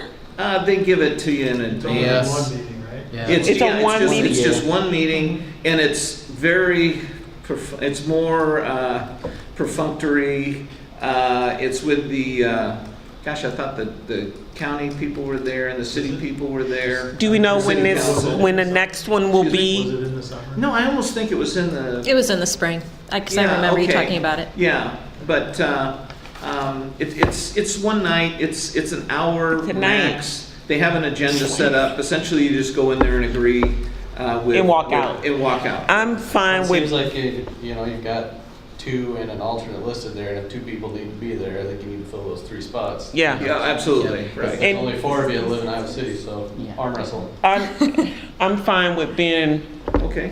there, number 2. Number 2. So are you want to do it again, Phil? I could do it. Okay, and Like to cast a ballot. Janet and Alternate. Paul, will one of you be an alternate just in case? got your last name right, Vanessa? Well, that was just the first meeting. I'll probably butcher it tomorrow because he got too excited. We got to keep him in line. Don't both jump at once. I don't care. Okay. Because I fully believe both of you will be here. I trust you to always I'll be gi- there. Don't I'll bet tell the you, I'll farm give- on that. Hey, I'll give you a ride. How about that? There we go. Okay, examining board. Help hand and just grab you and throw you in the back and take What's you. the, What's the examining board? So I'm the not listening examiner to. board cannot be on the Iowa City Assessors Correct. Conference. Oh, So that darn means- it. that means you guys- Yes, We're out. We're out. so what are they? what's- Do you also have to be a resident of Iowa City for Johnson that? County, you're all good. Johnson County. What's the examining board? What is it? I don't. I've been there. Me too. I went there.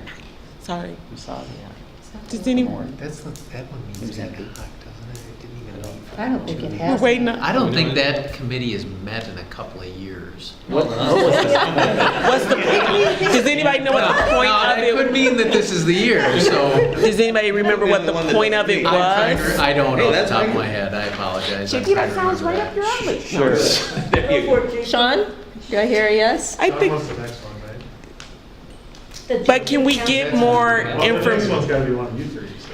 Can we get more information on exactly Sure. what Oh, yeah, we that can get is that. for the people that are willing to volunteer? Yeah, And so then, do we know what the Johnson County assessors? probably the same. Probably the same. Is this the one that Brian? This is the So- one that Brian Kirschling was on. So I this think- one, it literally is one of those dormant committees that never does anything until they need to hire a new assessor, which is, Brian volunteered because we told him that he didn't have to do anything, and then the assessor retired and he had to participate in the In the search interview and process? interview and selection process Well, for the it- new one, and they met like 500 times. It can't be So- an Iowa City resident, so that's Sean and Lori, Or me. or JP. JP. You can put me on there. Sean? Sean. All right. Like Brian, I'm gonna assume that they'll never come to fruition. That one, we're gonna find out more Oh, and okay. then get back. Okay. I can find out. Yeah. Juvenile justice. So I've been doing that for the past 2 years. I'm happy to continue. JP was on it though this past I year. am on it so as a community member still. Okay. So, I mean, if you want to take it off your plate, I'm going to those meetings anyway, so. I've enjoyed. Let's do that, and I can You always can come, pop yeah. in if I want. Okay, so I'll Yeah. be All right. down, because I'm JB. going anyway, and then they can find another community. Metropolitan Planning Organization. What is that? I went to that, Chris, the last meeting, and it's really super exciting for non-voting members, so, Non-voting? yeah, if anybody doesn't want to do it, I'll do it, yeah. And I was kidding about being second. So Paul it's is- just time, is what you're saying? Yeah.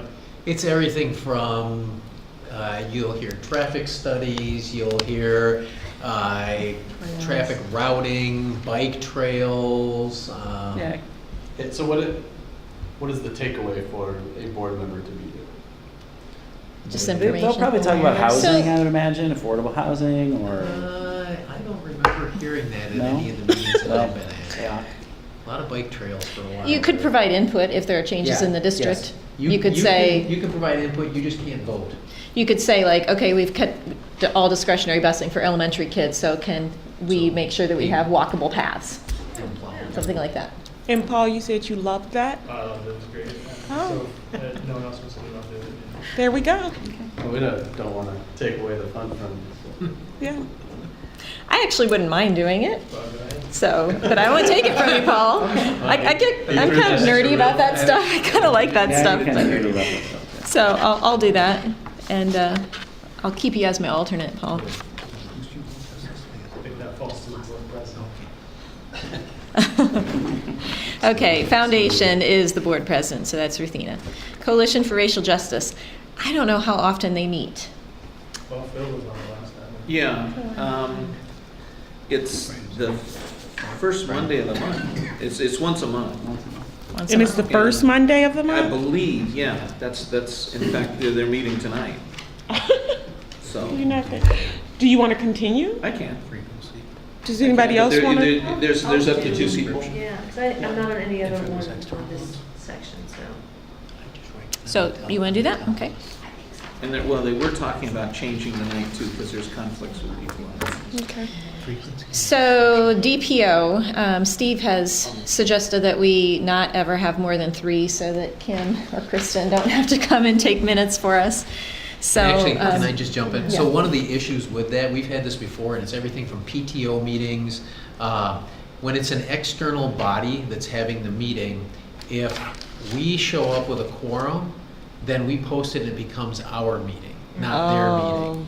And so then it's our agenda, we have to gavel in, we have to do all that stuff, and then it's no longer their meeting. So what we've done in the past is if they want a quorum or more of board members to attend, then we've scheduled a meeting ahead of time, gavelled in, had our meeting, and then when we're done, we've all left.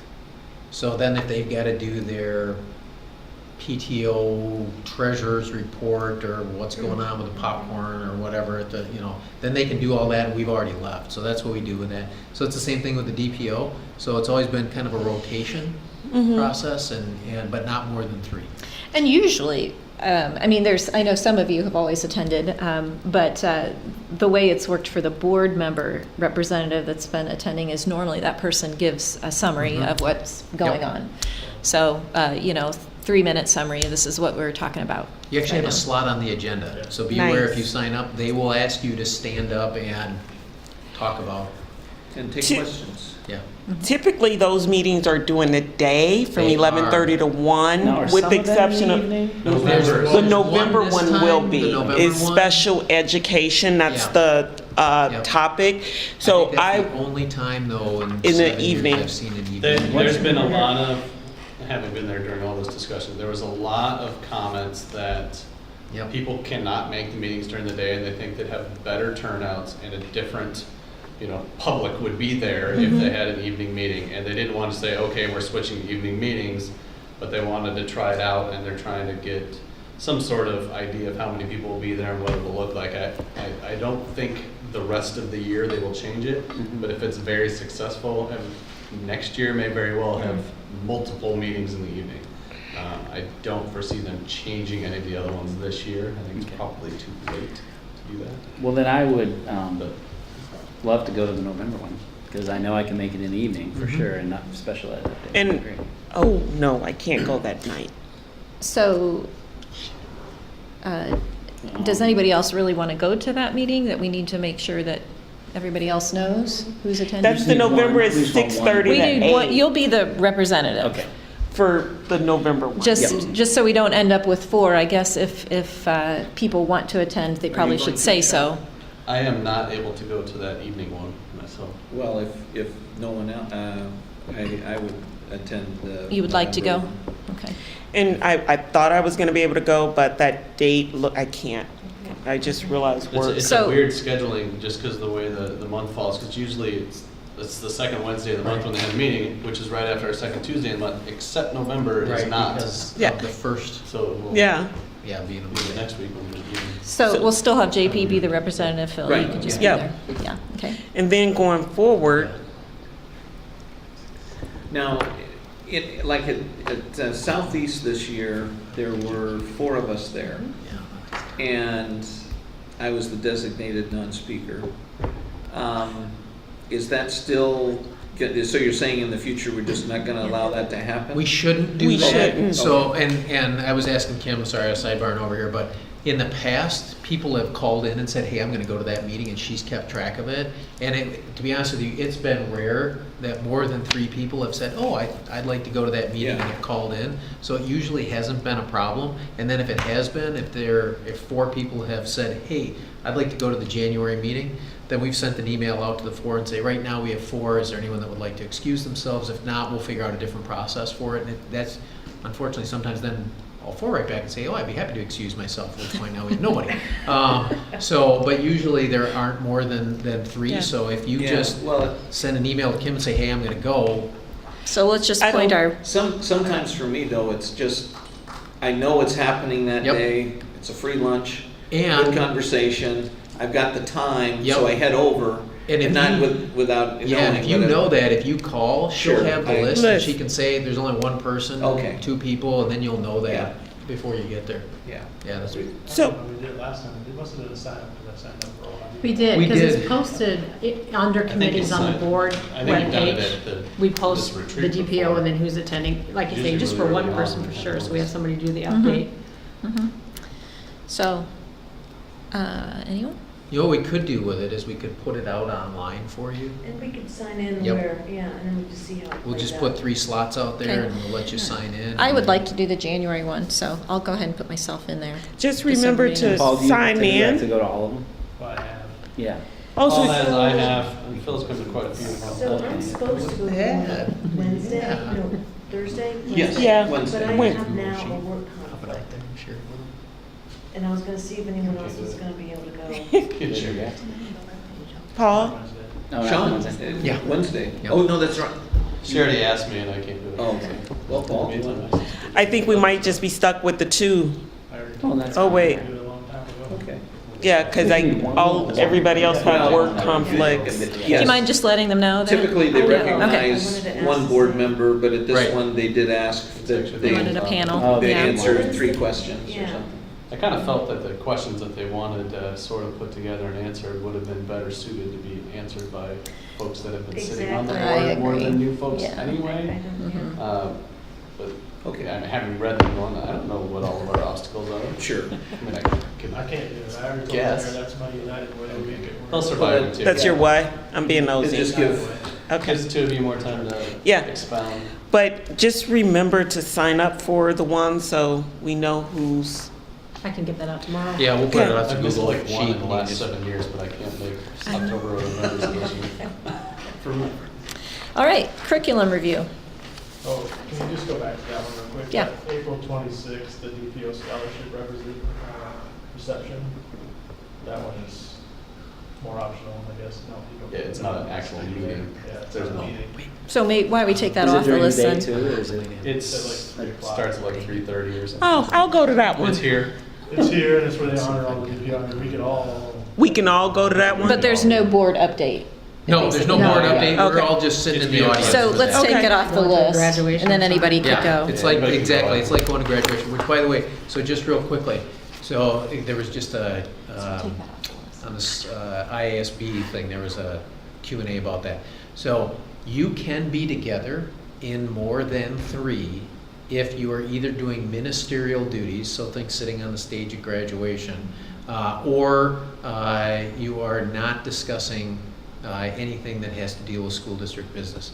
So they would tell you from an optics standpoint, if you're on the stage, that's probably okay. The example they gave was new board members driving to the new board member orientation in a car. And they said, you should post that. because the likelihood you're not gonna talk about You have to school take Kim along district for stuff minutes. is next to zip. That's involved 4 of you, sure, yes, that's all of it in one. Okay. Right, Okay, well, yeah, so Levick and I went to it, so we're clean. You're clean. Okay, it was You're just the clean. two of us. So I was reading that and I was trying to make sense out of it in terms of practically what does this mean? And I think what they were trying to say was practically, it's if you're sitting on the stage, if you're sitting in the audience at the DPO reception for the scholarship, not a problem. If you're doing anything else that looks like you might be talking about school district business and there's more 3 of you present, then you should post it. Okay. So those ministerial things, right, DPO reception, you're all there. And that's not a problem, we don't have to post it. Basketball game. Sit in the opposite corners. All right. It's not a problem, I don't go to basketball. There you go. Curriculum review. Football. So Wait. can I ask one more question on Yeah. that? So joint entities meetings, Yes, is that the same rule? I mean, there's been 4 of us. that Yes, is that's- posted. You're right, yeah. Oh, this is not our, you just said it's. Oh, but we It's don't not- post it as our meeting. What are you talking about? Joint entities. Mm-hmm. Yeah, we don't post that as our meeting, Right, that's but what I'm asking. we, But you said there But- were more but than it's we've 4. had 4 though, have we? Oh, I- yeah, at have we? that, I know there's been times, I think there's Yeah. been, We should I probably know the last. post the that. That's- last is that the meeting next you and week? Phil, or Chris and Brian, or that? yeah, I think Yeah. that we have had that, but that is we don't post it, but it's posted as a public meeting Yeah. with elected officials. We will look into that and see. Yeah, And 'cause it they is they take notes and they have recordings and Yeah, everything like that, It's publicly so. posted. We'll find out about that, Yeah. yeah. Steve, what's the curriculum that they're I looking was at trying this to look it year? up as quick as I could. and I didn't Okay, get we'll to it come in back to time. that. Equity Is committee. it What's going on right now? Is that what you're asking? Yeah, it's what- World language. world languages, thank you. World languages, and that's Sorry. this whole year? Get to it quick I'm enough. actually. I'm Is there anything else they'll be looking at? No. Just You're world on it. languages? Paul's already on it. Paul. I just started that last. Okay, equity committee. Anyone? Wait. I, No, I just. if no one, no, do you want to, JP? I mean, I'm trying to be mindful about how many of these committees. Right. Doing your part? No, I'm just joking. No, I'm- just not I'm- feeling I'm- just decent. I mean, if you, I'm not, I don't know how many the president, never mind, I'll shut up. Yeah, you're gonna. I'm good. Because you'll get pulled into some Yeah, that's what I'm like, I'm negotiations. good. Yeah. Well, I attended the last one just, and thought it was pretty good. Okay. And that, but if somebody else wants to do it, that might be the one that I may just try and go to just because I find the discussion interesting. Well, then let's put you in, unless somebody else wants it. I think JP was saying, If, Or you could alternate, for that matter. Yeah, we'll have 2, there's one. and- Okay, maybe between you and I. Okay. And then yep. 'cause- I like that idea. Yeah, since it meets monthly, that might be sort of nice for you. Health insurance. I'm currently on that. You want to continue? We've already met twice, so yeah. there we Okay. go. All right. I'm glad. I Oh, was, wait, that one does need an alternate, which you were last time. I was the alternate for that? Well, I'm glad you had good attendance. They would like, Alternate for that if we. well, and I would only say, I mean, I used to be on that committee, so I It's the first Monday of every month. the South, Kristen had asked that we identify somebody for the new South Slope Elementary naming committee. Only meets 3 times. Be But you have done. to attend I all would of them. gladly take that on as the North Liberty guy. yeah. Oh, that's a There good you go. idea. Okay. All right. So negotiations, Steve, I'm not sure how this is going to work this year. Well, we don't know because the recertification votes for several of these groups are actually coming up in the next month. So you may want to reserve and come back and have that conversation after the recertification votes. The one that you will need to do is the teachers. Yeah, because they're Yep, recertification. because they've got a 2-year, and just a reminder, under Chapter 20, the new procedure is literally, you have to recertify before every negotiation session. So for those groups, it'll be annually unless they do multi-year contracts, so this will happen every year. So the secretaries, food service, physical plant, and the paras, the associates, all have elections scheduled coming up in the next, starting in the next month. And how many of those are SEIU? Steve? Okay, let's see if I get this. The secretaries, food service and fiscal planner, All SEIU, ICE. associates and teachers are ICE. And I'm assuming Lori or I can't be We on can't, those. yeah. And I don't think Athena and I can do teachers. No. Oh, because. No, you can't. So the And- deal is, according to, Just messing with you, when they Paul. talk about whether or not you're conflicted, if you have a family member who is represented, you should not be on the negotiating committee, but you can Can vote vote. on the contract. Right. Now, in the past, lots of people have said, you know what, that still looks uncomfortable, so I'd prefer to abstain when it gets to the vote. You have the right to do that. So if you have a family member on, then you should not be negotiating. That's a for sure. Yeah. So for the ICA, I mean, there's only 3 of you that could possibly. Yeah, and I then- can't be on fiscal plan because I have a brother-in-law that works there, so. So you have a lot of processes. I think we're talking about associates So- and teachers, because we're gonna come back to the other 3 in case they don't. JP. Associates also has to recertify. Oh, Would you So have 4 of interest them. in doing the teacher one, or would you prefer absolute, or maybe not to? I think I could possibly be pretty helpful. Okay, actually. so how about we put you in on teachers? Okay. Would you I'm- like to also do paras? I'm happy to do paras. Those 4 you can wait on. The associates, the building 'Cause they secretaries, may food have to service, They- fiscal plan, they- all 4 of those have to go through recertification. and if they don't recertify, And this could be something that literally, it could be December, we can come back in December, and if we are negotiating, then we could name people for that. So the question is, so they'll move to meet and confer, but the question is Yep. whether they'll still be their own entity in meet and confer, or And if they'll that's just not, be right, that we don't grouped know yet. together. It'll probably depend on what happens with the outcome, because one of the things that, the membership is pretty small right now in a couple of the groups, and so the problem with meet and confer is you actually have to have people come. And if they're not negotiating, we may want to do a larger group for meet and confer to ensure that we actually have employees who come to the meeting. So, So we'll hold off. Okay. yeah, until they go through that recertification. Administrators, though, we know we'll have a meet and confer Yes. on that, so. Yep. Anyone? You would do that, Janet? Janet? Okay. And off schedule, you might hold on Yeah, that that one would be good. because that is everybody who's not represented right now. It's kind of And it might like grow. chicken soup in there. And we may wind up having more of these groups with this group down here. Oh, yeah. okay. Yeah. Okay.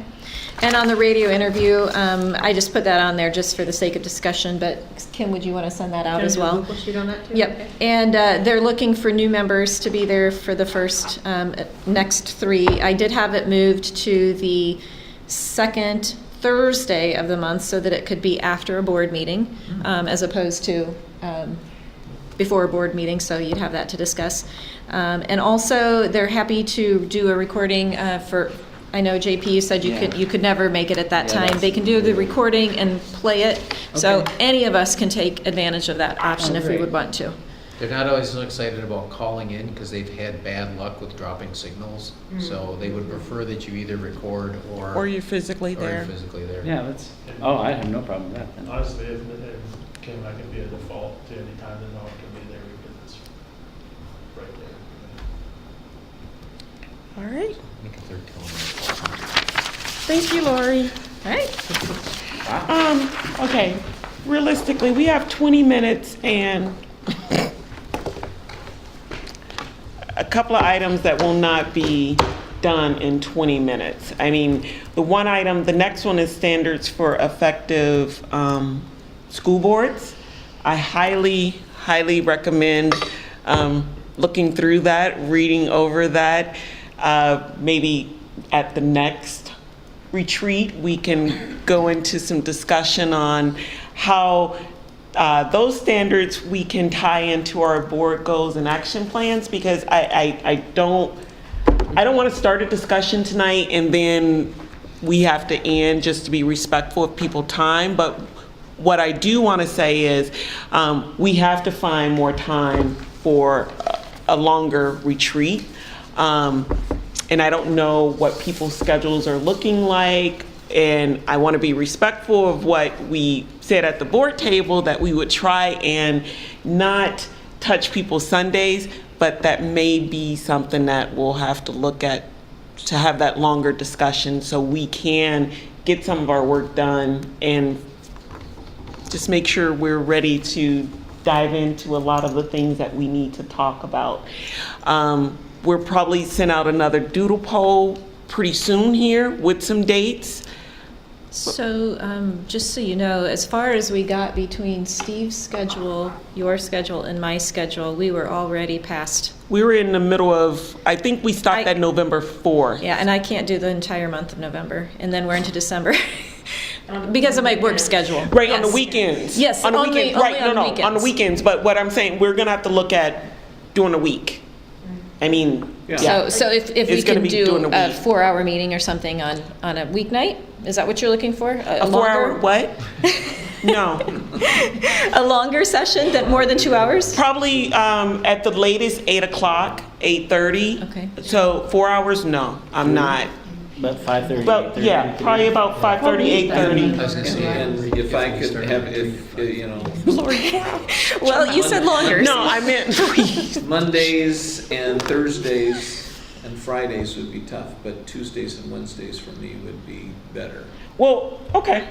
So if we're looking during the Yeah. week, We'll just put it out. And We'll Right. put Oh, some sure. doodle Yeah. dates out and try and we'll find Yeah. some We've got time. a lot and- done in this Yeah. 2 hours. We really and like you say, if it's just more shorter, Yeah, fine, let's knock I mean, them out, yeah. knock 'em out and get it done. we'll do a mix of different Sure. times Sounds and good. try and figure out some things because there's quite a few Starting at things. 5:30, is that okay for everybody? Is that That too works. early? Yeah, Works fine for me. Works for me. On a 'Cause one, if I that would could help do you too, 5, because so- if we can start at 5:30, just Yeah. get going a little bit earlier. Yeah. You mean start earlier than 5:30? No, but if we can start at 5:30. Oh, yeah, instead of waiting 5:30 till is, 6, yeah, you no, can- 5:30 I think Walk through a little works best. Unless you want to feed me, then I come at 5. Snacks. And that- No, I need some meat. You're looking for Yes. meals. All right. yeah. It's a pile of jerky. I'll go for that. So we'll work with Kim to get those dates out sooner rather than later because there's quite a few things that we need to try and dive into right away. Yeah, board goals and action plan, because we're already into the year. Yeah. right? Yeah. And- Yeah. And so when we get that, the hope is the next meeting, there'll be the first 3 items that we jump right into.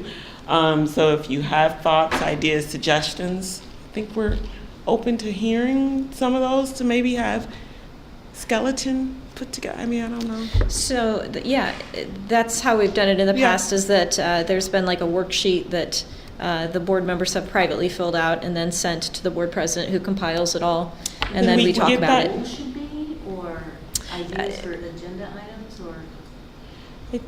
Not agenda items, It's the- more how to work as a As a board board. and Yeah. goals and, yeah. Yeah, and I can get that out so we can compile that for the next one.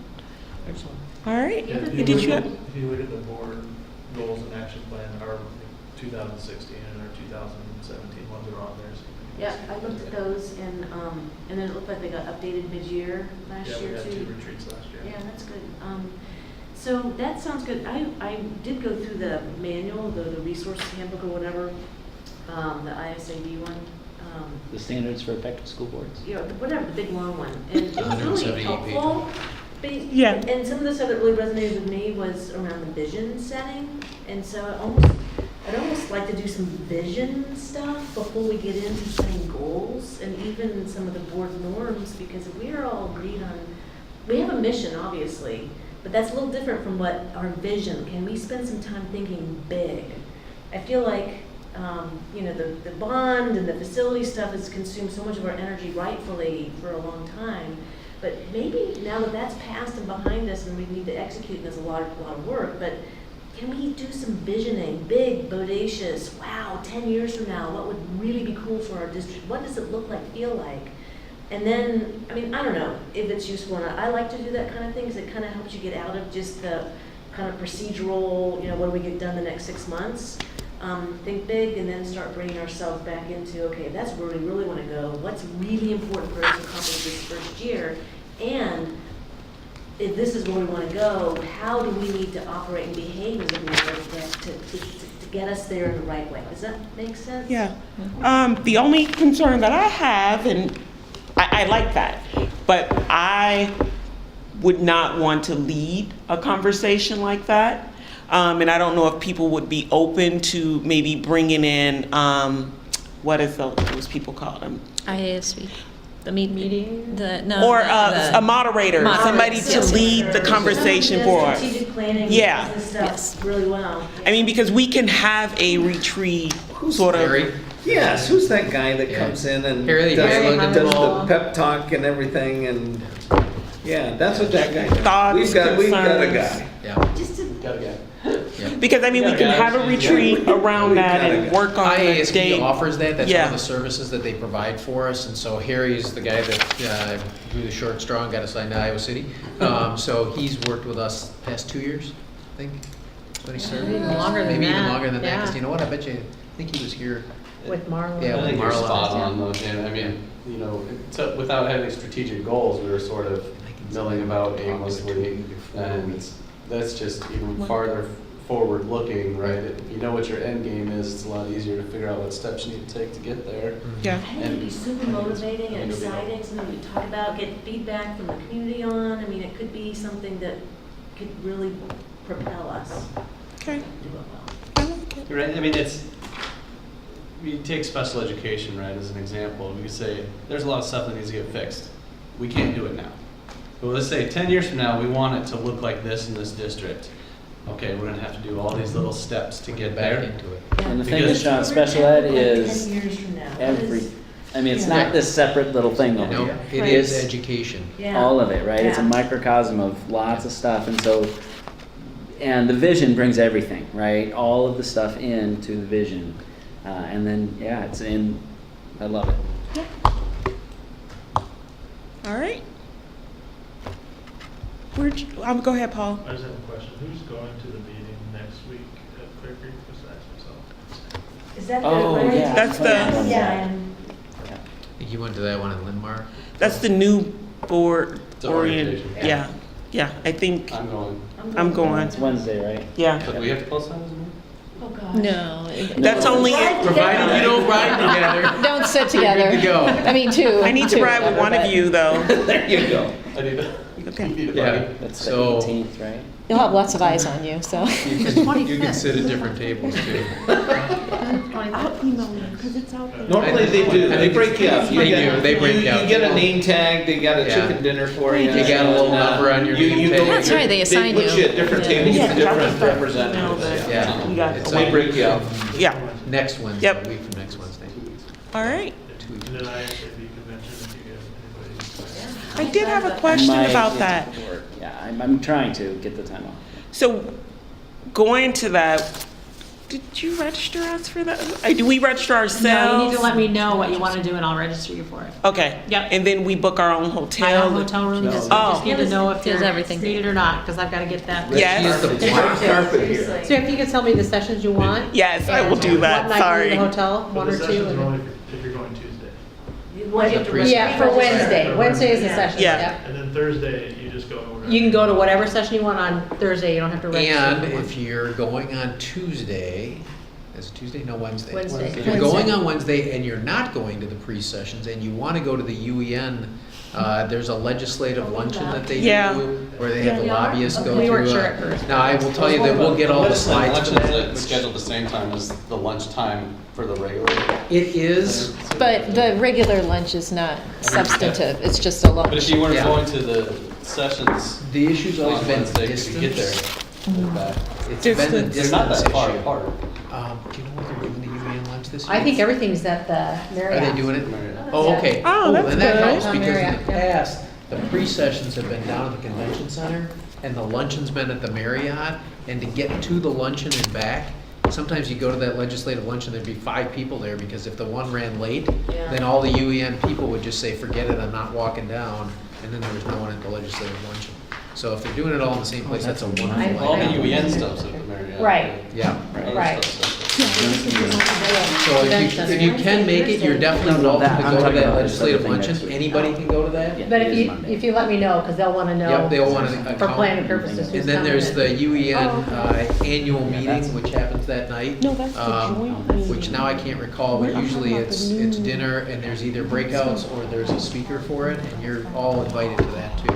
So if you're coming up Tuesday, or you're coming up Wednesday, Yeah. and you're not going to pre-sessions, then let Kim know and she can help you out with that. Didn't we Okay. assign table, but we didn't sit together in Yeah. there? I did. Have you, JD yeah? assigned No, some. they assign them, yeah, you show up and there's numbers Sorry. and you go sit at your number table. All right, anything else before? One Do I last have to thing. take a motion? I just wanted to thank you for doing away with the work session after Tuesday's meeting. That was very good for marital bliss. So All right. appreciate that. Do I have to take a, no problem, do I take a motion? I move we adjourn. Second. All in favor, aye. Aye. Meeting's adjourned, thank you. Thanks. Very good. Even ahead of time. Hey, I strive to make everything.